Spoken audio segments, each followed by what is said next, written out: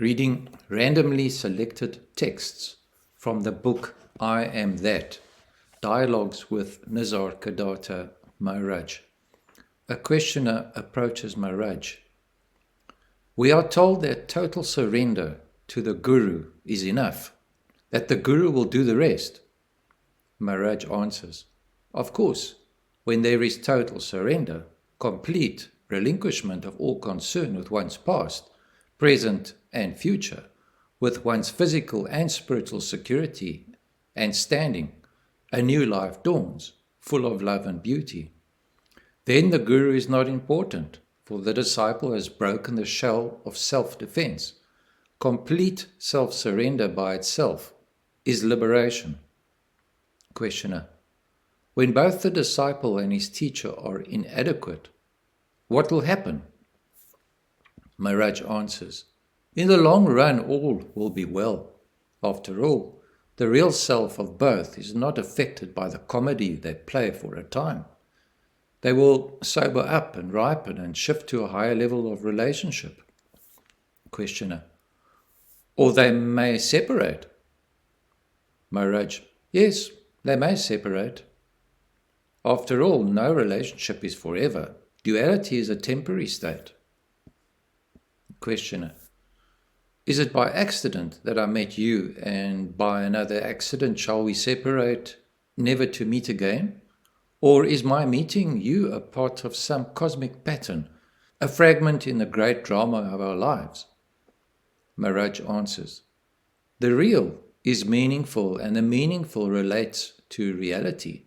If our relationship is meaningful to you and me, it cannot be accidental. The future affects the present as much as the past. Questioner: how can I make out who is a real saint and who is not?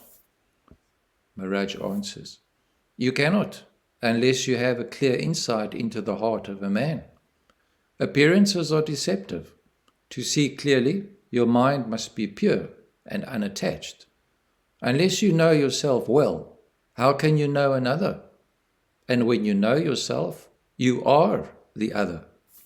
Leave others alone for some time and examine yourself.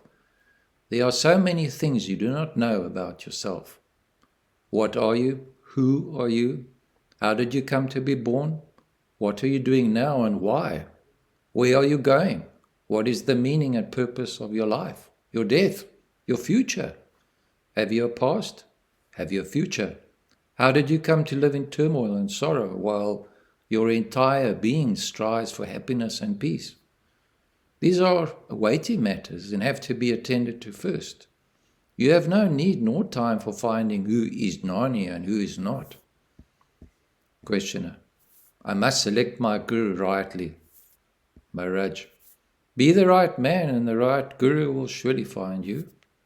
Questioner: you are not answering my question, how to find the right Guru. Maharaj: but I did answer your question. Do not look for a Guru. Do not even think of one. Make your goal your Guru.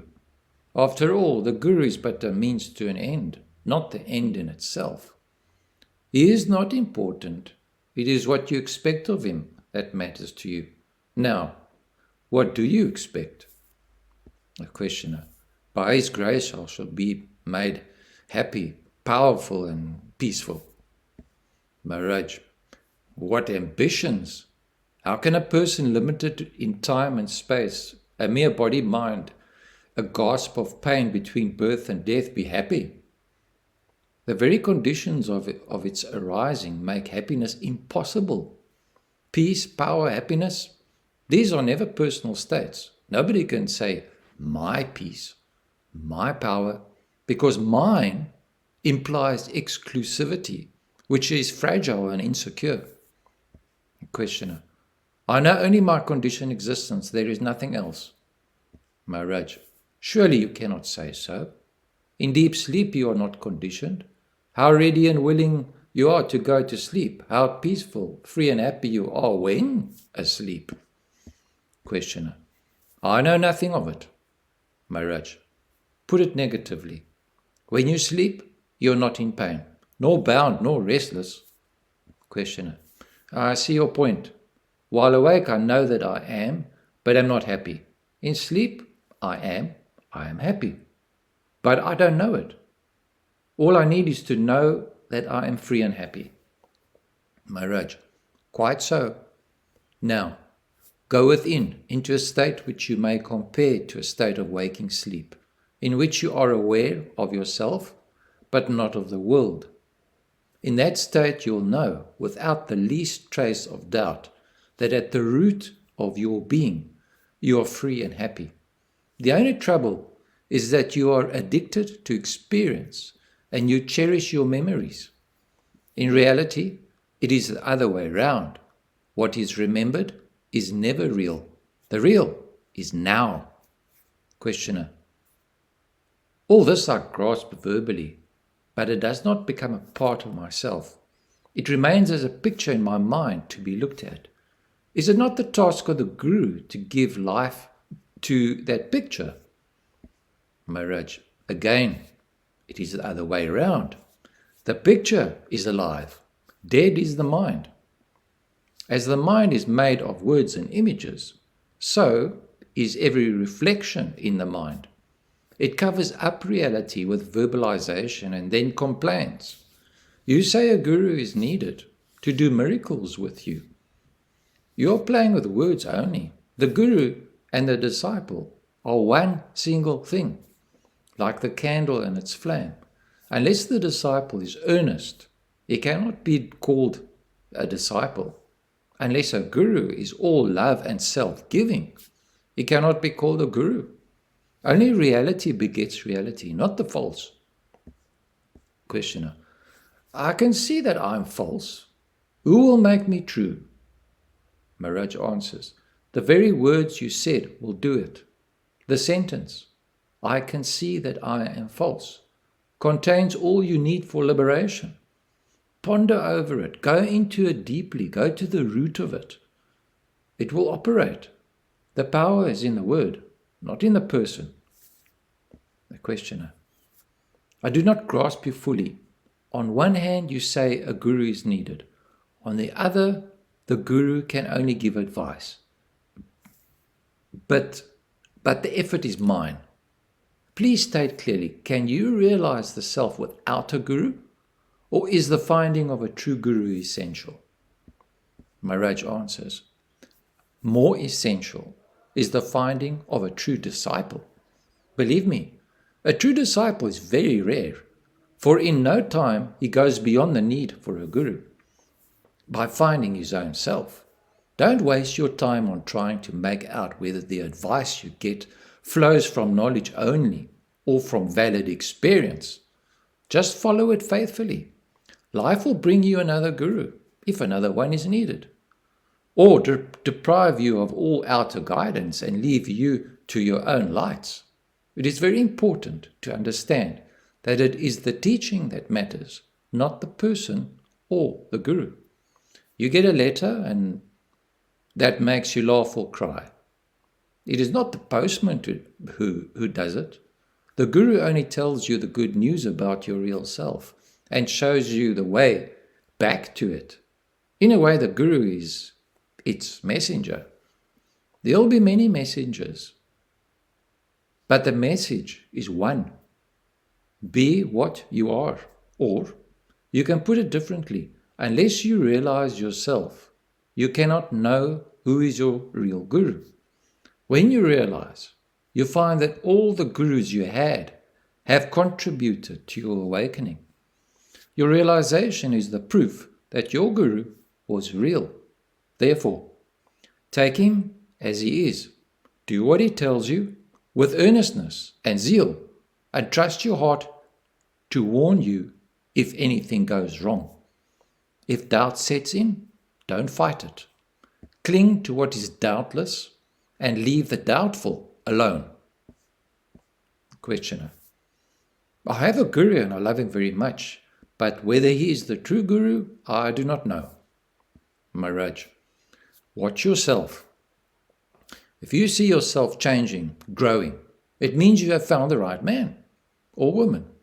He may be beautiful or ugly, pleasant or unpleasant, flattering you or scolding. Nothing matters except the one crucial fact of inward growth. If you don't, well, he may be your friend, but not your guru. Questioner. When I meet a European with some education and talk to him about a guru and his teachings, his reaction is, the man must be mad to teach such nonsense. What am I to tell him? Maharaj. Take him to himself. Show him how little he knows of himself, how he takes the most absurd statements about himself for holy truth. He is told that he is the body, was born, will die, has parents, duties, learns to like what others like and fear what others fear. Totally a creature of heredity and society. He lives by memory and acts by habits. Ignorant of himself and his true interests, he pursues false aims and is always frustrated. His life and death are meaningless and painful, and there seems to be no way out. Then tell him there is a way out within his easy reach, not a conversion to another set of ideas, but a liberation from all ideas and patterns of living. Don't tell him about gurus and disciples. This way of thinking is not for him. He is an inner path. He is moved by an inner urge and guided by an inner light. Invite him to rebel and he will respond. Do not try to impress him on him and that so-and-so is a realized man and can be accepted as a guru. As long as he does not trust himself, he cannot trust another. And confidence will come with experience. Questioner. How strange. I cannot imagine life without a guru. Maharaj. It is a matter of temperament. You too are right. For you, singing the praises of God is enough. You need not desire realization or take up a sadhana. God's name is all the food you need. Live on it. Questioner. This constant repetition of a few words, is it not a kind of madness? Maharaj. It is a madness, but it is deliberate madness.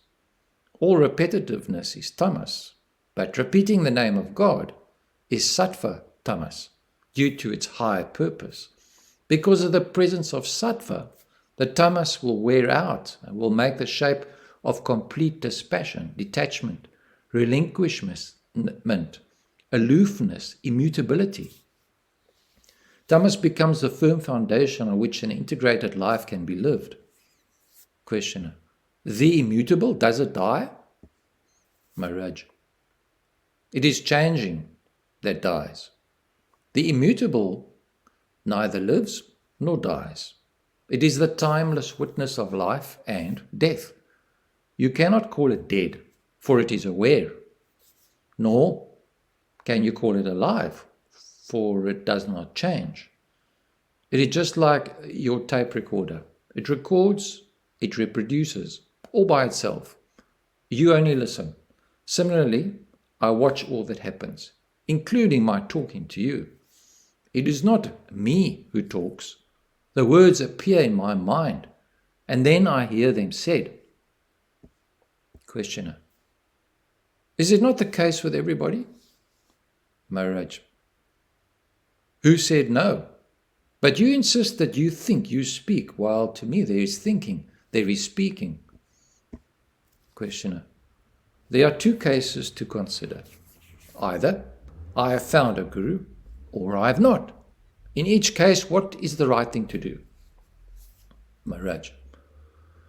You are never without a guru, for he is timelessly present in your heart.